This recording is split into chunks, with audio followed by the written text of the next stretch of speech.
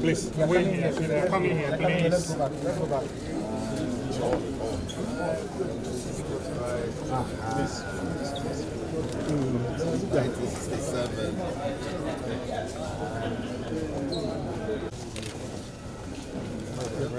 That's it.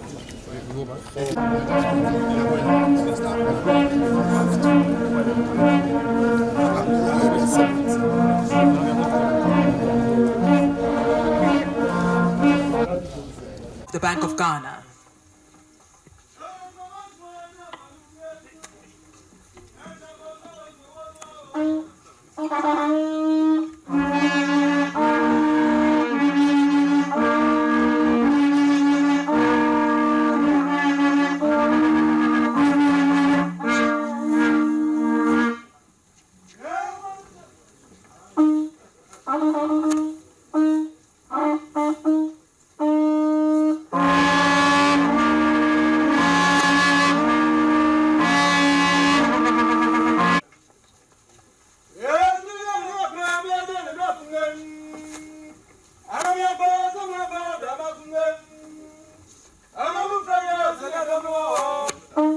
For the first time, His Royal Majesty Otumfuo II has visited here, a home of the nation, Bank of Ghana, otherwise known here at the Bank Square.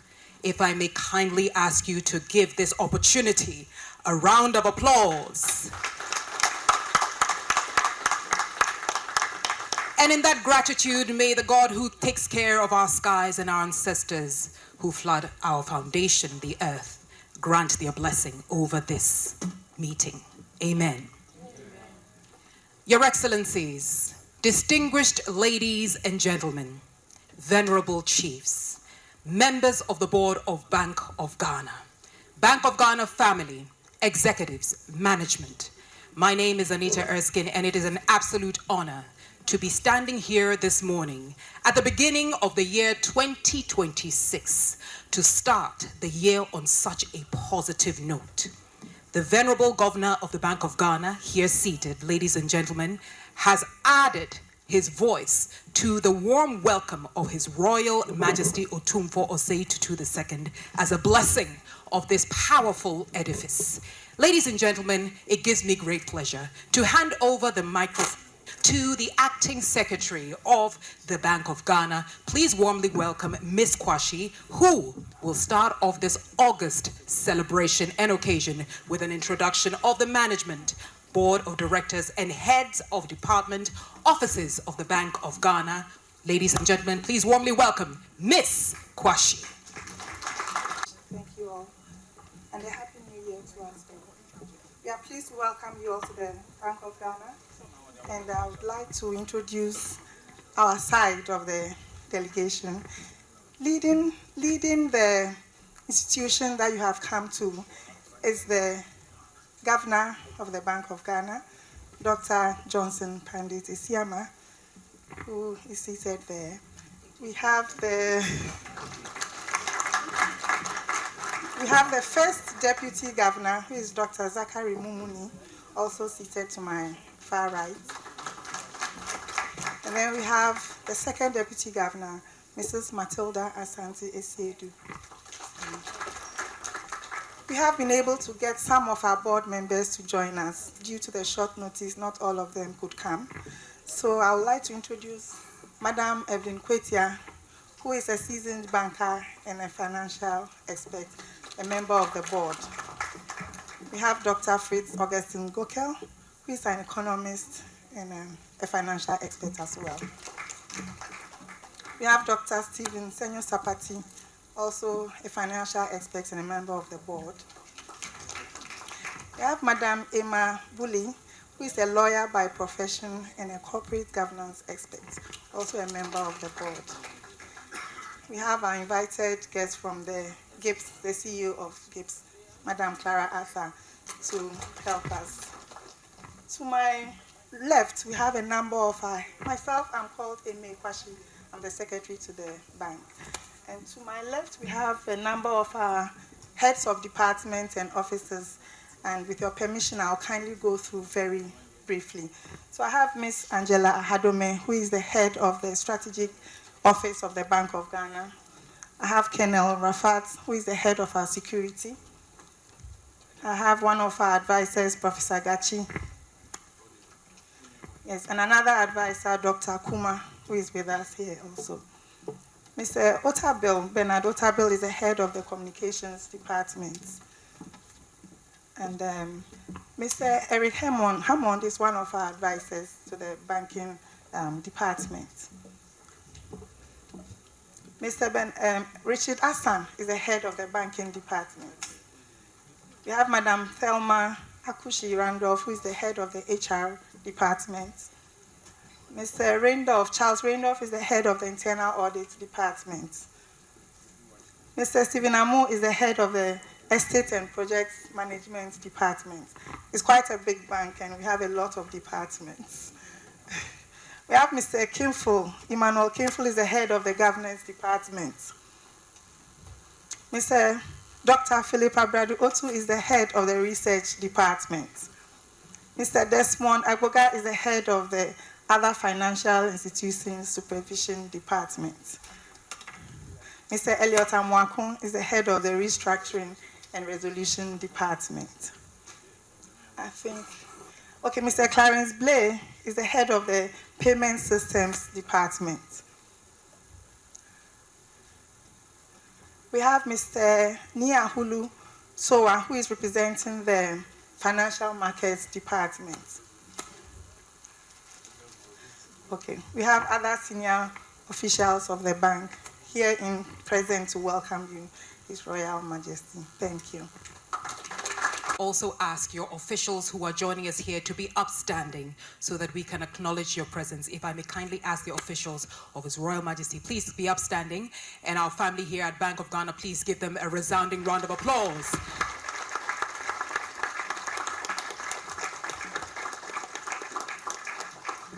You may be seated. Ladies and gentlemen, this is an edifice, a home. This is a powerhouse, as some may describe it. But for every movement, there has to be a leader. At the high table, we have two outstanding leaders. One is a father, a grandfather, a leader par excellence. The other, I would like to call a brother because he's younger. Also quite an outstanding leader. So ladies and gentlemen, in front of you, we have the Venerable Governor of the Bank of Ghana, Dr. Johnson Pandit Esiama. Please give him a round of applause. And at this point, as we celebrate him, I would also like to hand over the floor to you, Dr. Esiama, to give us the official welcome remarks. Thank you very much. Your Majesty, Otumfuo said to the second, Santini, Nanayima and Nananom, honored elders and members of your delegation, distinguished members of our board, management and staff of the Bank of Ghana, ladies and gentlemen. It is a great honor on behalf of the board of the bank and also on behalf of management and staff of the Bank of Ghana to warmly welcome Your Majesty to the Central Bank. Otumfuo, Ghana has long benefited from your brand of leadership. You're quiet, steady, and deeply anchored in wisdom. In moments of national tension, you have reminded us, Nana, that authority is not exercised through noise or fuss, but through balance, through restraint, and moral clarity. That instinct, Nana, for stability has made your voice relevant, not only in matters of chieftaincy and social cohesion, but also in the broader national conversation about development, discipline, and progress. Nana, I recall very clearly the last time the board and management, including myself and the other two governors of the Bank of Ghana, we paid homage to Your Majesty at Menchia. On that occasion, Nana, you asked us a question. That question was so simple and profound. Nana, you observed that the cedi was appreciating at the time against the US dollar. And Nana, you asked whether that appreciation was sustainable. Nana, it was a legitimate question for us, one that went beyond the exchange rate itself to the deeper issue of credibility. It was a question that many Ghanaians were asking quietly at the time in their homes, in their shops, and in their offices. And we heard it all. They asked us, is this improvement real? Will it last? Nana, I am pleased to say that since then, since our visit to you, the underlying foundations of the economy have strengthened in important ways. Permit me to say just a few. Inflation, which is the first one, it stood at 23.8% in December 2024. Inflation has fallen sharply since then. By October this year, it got to as low as 8%, and by November, it got to 6.3%. This morning, we woke up to the news that for December, that is the end of last year, inflation got down to 5.4%.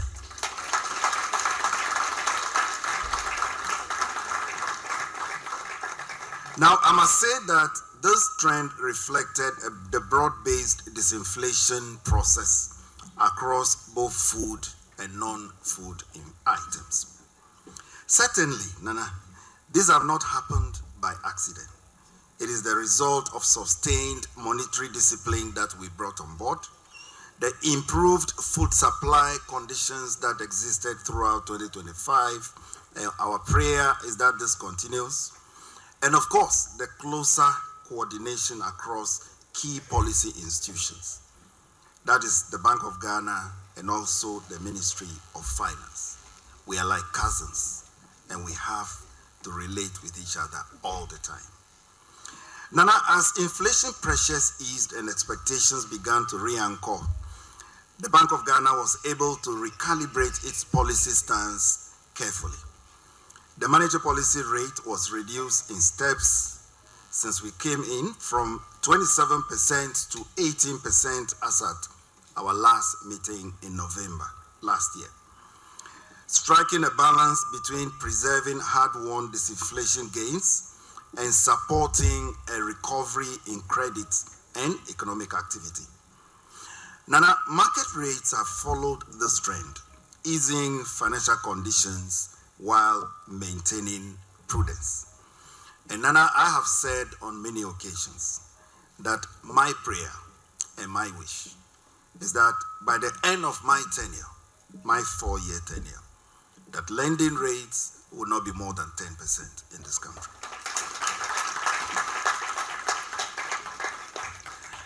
Nana, on the external front, buffers have also been rebuilt. Our gross international reserves, which is the variable we use to assess our resilience as a country. Our international reserves have risen to above $13.8 billion, and this is historic.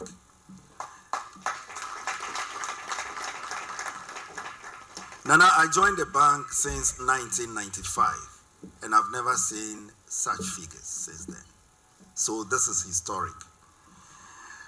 And in terms of imports cover, we normally use the imports cover to also express the international reserves level. We are looking at close to 6 months of imports cover. It's never happened in the history of the bank. Our trade performance has improved, and confidence in macroeconomic management has strengthened. And against this backdrop, Your Majesty, the question that you asked us in Mensia about the CD deserves a clear answer. Nana, we are happy to report that the CD ended the year in a much stronger position also than many would have anticipated a year ago.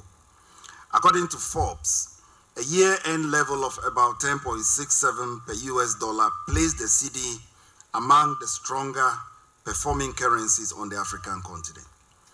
This outcome, Nana, reflects not only improved sentiment, but also better fundamentals, also stronger reserves, reduced inflation, and restored policy credibility. However, Nana, we remain careful in all these, not to confuse improvement with performance, with permanence. Exchange rate stability is not something that can be declared. It must be earned and earned continuously. A currency remains strong, Nana, only when the real economy beneath it is productive. Only when the economy beneath it is competitive. And only when the economy beneath it is disciplined.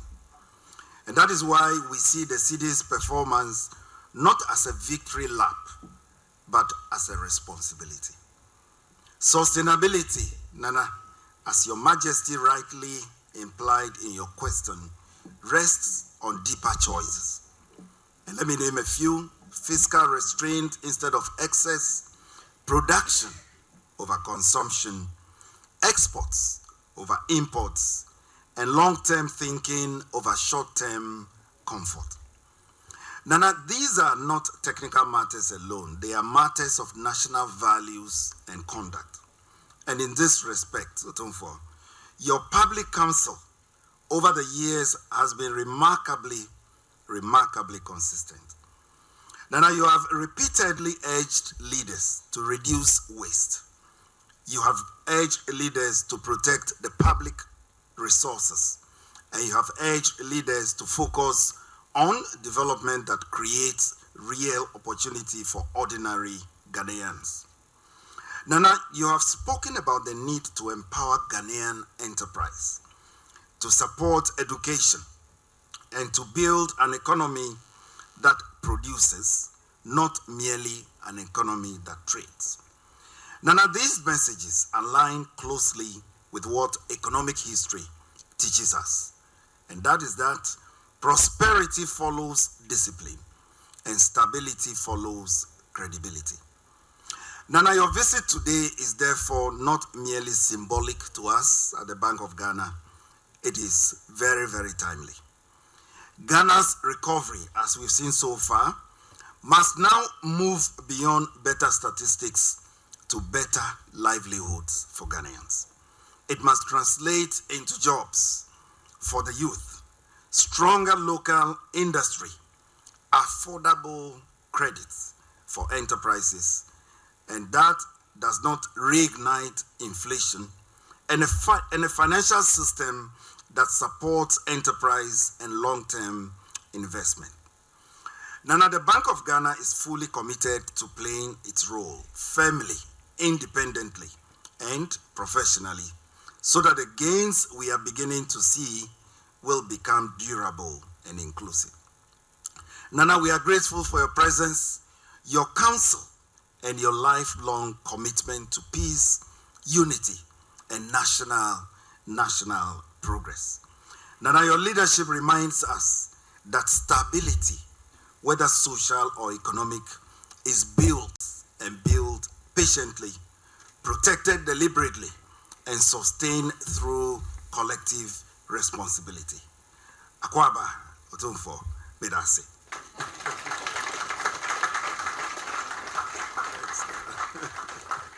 Dr. Johnson Pandit Isiama, Governor of the Bank of Ghana. Thank you very much, sir.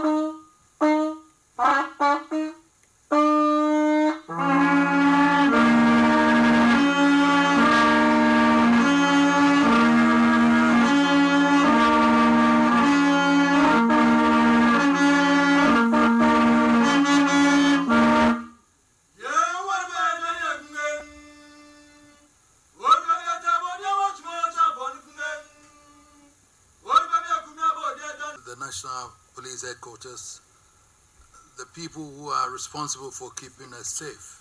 Sure.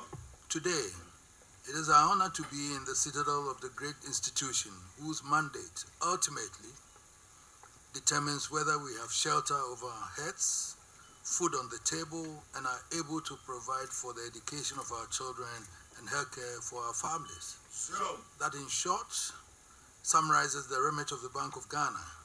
And we are grateful to our respected governor, my son here, who, when he became the second deputy governor, I held his hands, and he's now the governor here sitting in this chair. Sure. And his deputies and the management for the kind invitation for us to be here today. Sure. Hardly do I come to Accra, so I've been spoken to about Bank of Ghana building, but then I've not even entered or seen the edifice till today. So I thank you very much for honoring me with this invitation. Sure.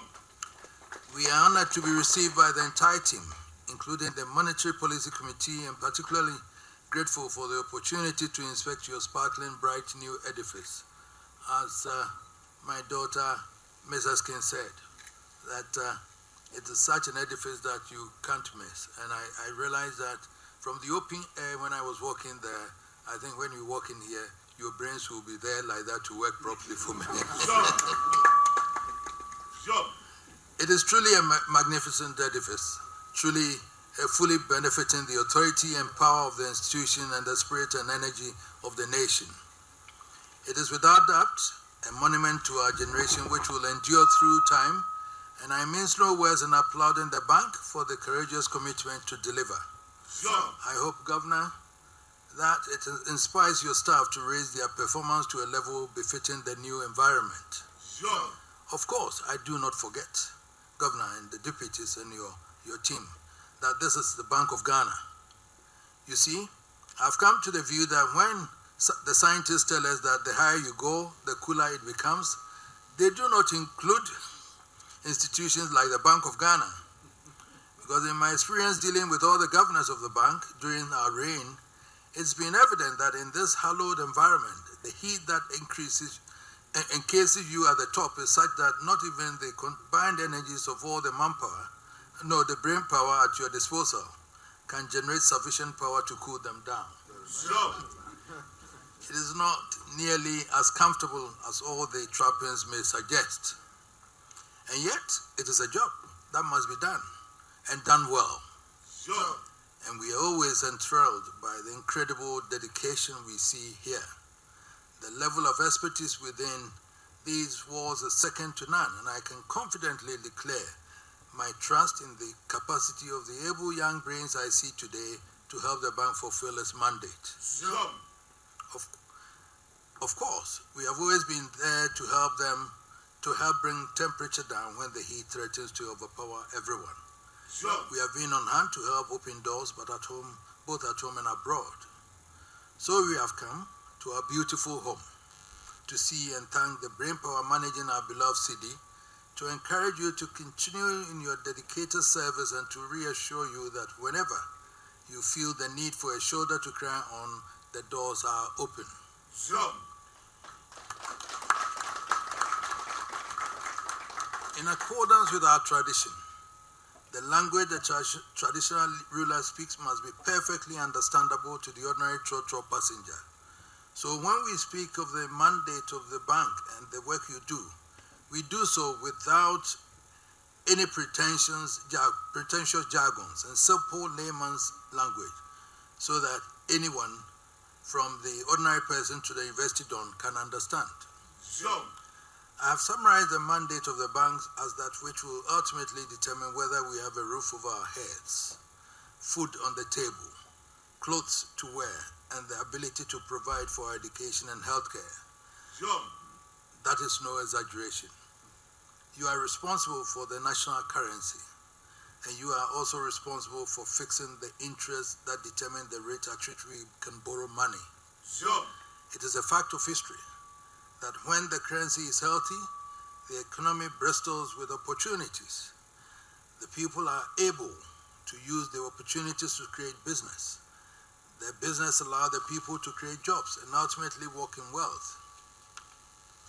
When the city wobbles, even the tsunami can be less destructive. Sure. Over the past year, after a difficult period, we have begun to breathe easy as the city stabilizes on the foreign exchange market. Sure. We recognize these are only the early stools of progress, and one will do well to be careful not to start feasting, as the governor said, before the true state of the harvest is known. Sure. Nonetheless, we think it is appropriate to acknowledge the discernible shift in direction and to encourage you to take any measure that will keep us on the right trajectory. So I'm here to encourage you. Sure. We have come not to preach to the experts, because you are the experts. We are just laymen living in Manchia, not knowing anything to do, but we have to fall on you. Sure. And I said to the governor and his two deputies that once I'm here with 2-3 people who have the money, this year I'll be rich. Sure. We have come not to preach to the experts, but to listen, and I thank the governor for the arrangements for a private session where we can exchange views on issues that must necessarily be heard behind closed doors. Sure. I hope the unavoidable attention being paid to the city does not mean we are relegating the second mandate of the bank, which has to do with interest rates, to the back burner. I noticed that interest rates too have begun coming down, but from past experience, we are going to find ways of accelerating the pace. Sure. Let me be as blunt as I can. No amount of investment by government on its own can scratch the surface of what we need to give ourselves a sound economy. Sure. Nor can we expect in this era of international discord to rely on foreign investments of any significance. This moment calls for a massive push to stimulate domestic private investment in industry. That cannot happen with interest at their current cutthroat rate and level. The challenge I leave with your creative brains is to fashion how you move the economy from the crippling high interest regime to the level where it becomes a stimulant of business and wealth creation. Sure. The second issue I wish to touch on is the bank of the public in the public sphere.